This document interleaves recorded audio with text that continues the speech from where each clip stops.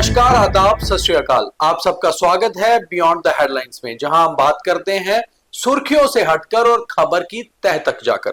तो सबसे पहले आज शाम तक की खास हेडलाइंस। रामबन में रेस्क्यू ऑपरेशन जारी, हाईवे खोलने का काम जोरों पर। चीफ मिनिस्टर उमर अब्दुल्ला नहीं पहुंच पाए रामबन, आज भी मौसम रहा खराब। मैं पाकिस्तानी नहीं हूं, ऐसा कहना है फॉर्मर चीफ मिनिस्टर और नेशनल कॉन्फ्रेंस के प्रेसिडेंट डॉक्टर फारूक अब्दुल्ला का। फारूक अब्दुल्ला ने कहा, स्टेटहुड आएगा तो पावर भी आएगी, थोड़ा सब्र करें। मौसम विभाग ने कहा 24-25 अप्रैल को फिर से हो सकता है मौसम खराब, बूंदाबांदी और हवाएं तेज चल सकती हैं। रामबन में तबाही के मंजर के पीछे की कई खूबसूरत तस्वीरें आई सामने। पैदल जाते दिखे दुल्हा दुल्हन। महबूबा मुफ्ती पहुंची जम्मू, कई मुद्दों पर की पत्रकार वार्ता। और अब खबरें विस्तार से।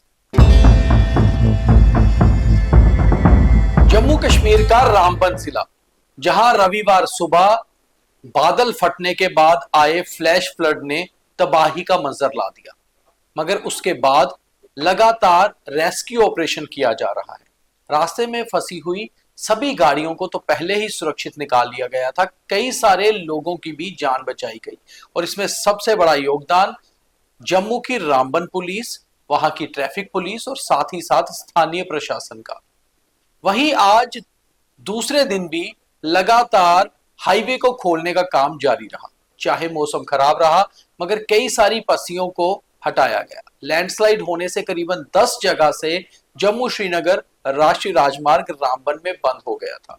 उम्मीद है कि शायद अगले 24 घंटे में कुछ गाड़ियों को जम्मू से श्रीनगर और श्रीनगर से जम्मू लाया जाए, मगर अभी अगर आप यहां से कश्मीर जाना चाहते हैं तो सफर करने के लिए हाईवे सही नहीं है, यानी कि मौसम अभी खराब है और आप अगर कुछ प्लान कर रहे हैं तो थोड़ा रुककर ही प्लान करिए। वहीं दूसरी ओर प्रशासन की ओर से लगातार लोगों से संपर्क साधा जा रहा है, कहीं पर भी कोई दिक्कत है उनकी मदद की जा रही है।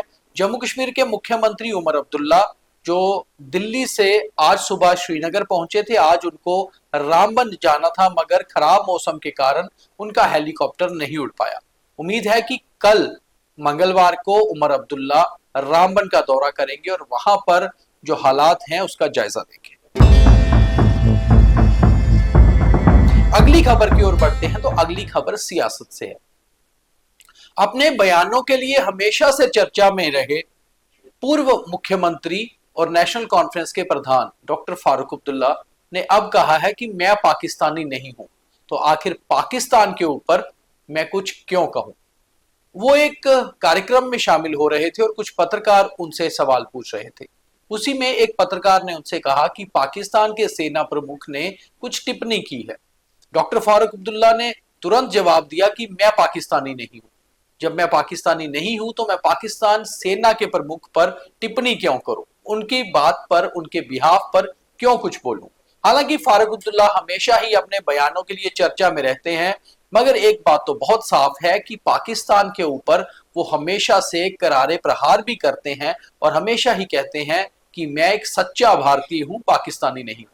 वहीं जब उनसे यह पूछा गया कि जम्मू कश्मीर में पावर कब आएगी जम्मू कश्मीर सरकार के पास, तो उन्होंने कहा कि जम्मू कश्मीर में जब स्टेटहुड आएगा तो पावर भी आ जाएगी, मगर सब्र करिए, इतनी जल्दी क्या है। तो ऐसे में बड़ा सवाल यह है कि आखिर जल्दी है किसे, नेशनल कॉन्फ्रेंस को जिनकी जम्मू कश्मीर में सरकार है, डॉक्टर फारूक अब्दुल्ला को जो नेशनल कॉन्फ्रेंस के प्रेसिडेंट हैं, या उनके बेटे उमर अब्दुल्ला को जो जम्मू कश्मीर की सरकार चला रहे हैं, या फिर जम्मू कश्मीर की जनता को जो इंतजार कर रही है स्टेटहुड वापस आए। तो आखिर जल्दी है किसे।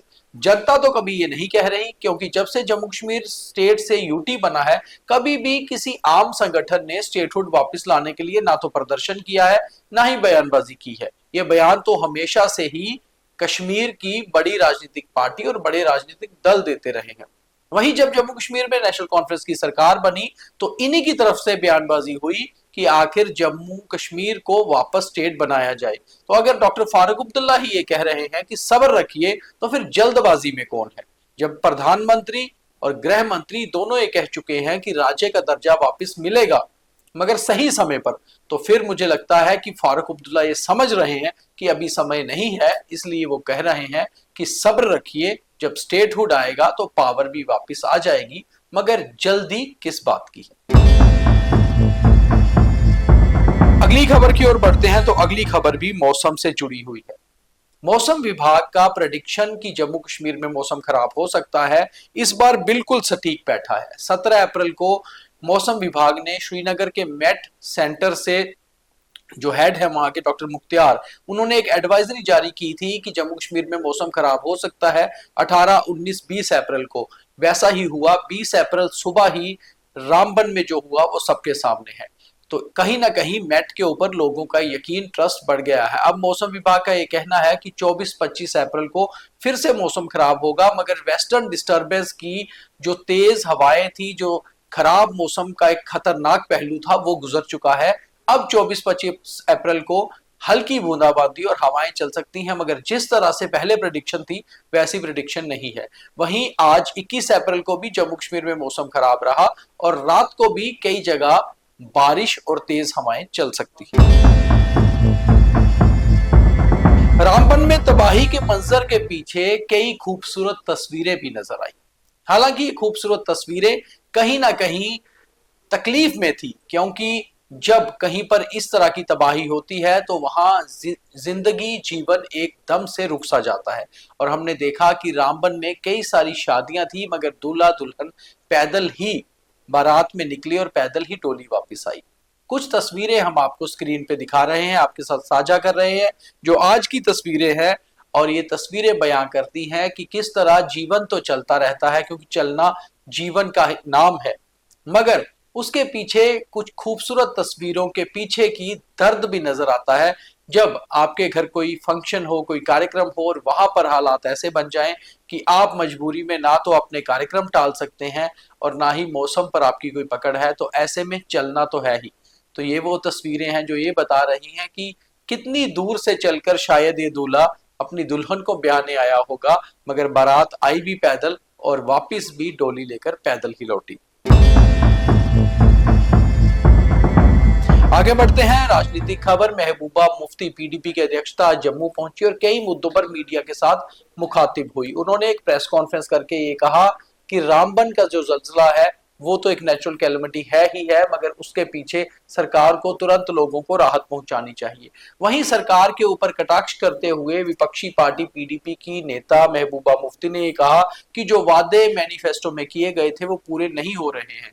उनका इशारा मुख्यमंत्री उमर अब्दुल्ला और नेशनल कॉन्फ्रेंस की सरकार की तरफ था।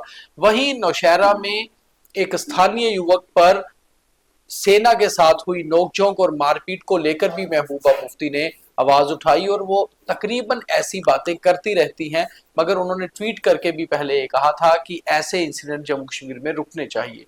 तो कुल मिलाकर सियासत तो अलग है, मगर जो बाकी मुद्दे हैं वो अलग है, ये देखना हो चाहिए। मगर सियासी नेता हर चीज को सियासत के ही आईने से देखते हैं। तो ये थी खास खबरें और उनके पीछे की हकीकत। अब देखिए थॉट ऑफ द डे। सोने की कीमत करीबन 1 लाख रुपए तोला को छूने वाली है, यानी कि सोना महंगा होता जा रहा है, आम आदमी की पहुंच से बाहर। मगर जरूरी है कि पहले आपकी फितरत और आपका किरदार सोने जैसा हो, क्योंकि सोना आप जितना भी खरीद लें, जितना भी पहन लें, जरूरत है एक इंसान खरा सोना हो। तो पहले खुद को संवारिए। गहने तो आने जाने हैं और हर आदमी की पहुंच में हो या ना हो, मगर अपना किरदार संवारना आपकी ही पहुंच में है, उसे संवार कर रखिए, खुद खरा सोना बनिए। तो आज के बियॉन्ड द हेडलाइंस में इतना ही। कल दोबारा मुलाकात होगी, तब तक के लिए देखते रहिए हमारे सभी शो। नमस्कार, शब्बा खैर, जय हिंद।